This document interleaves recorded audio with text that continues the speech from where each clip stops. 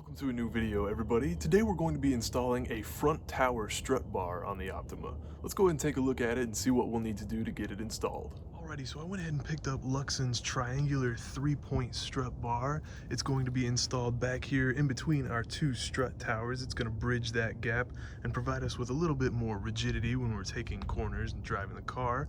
It's a little bit nasty in here right now. We had like a weird dust storm the other day, so I'm going to go ahead and clean a bunch of this up and then we'll get the strut bar installed. Now that we've got a bit of that cleaned up, we can go ahead with the install, and this should be fairly simple because we've already got the hardware required.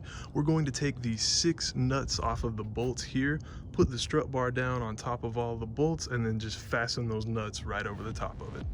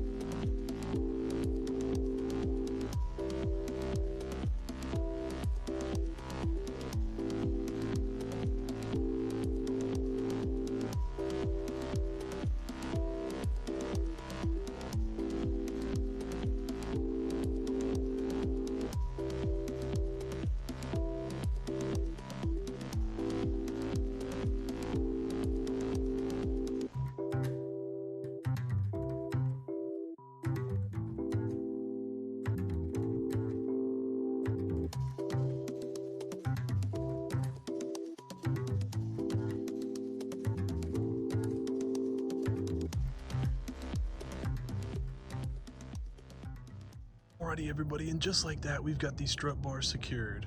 So you don't necessarily need a strut bar, but like I was saying earlier, it is going to help with the stability of the vehicle while you're driving.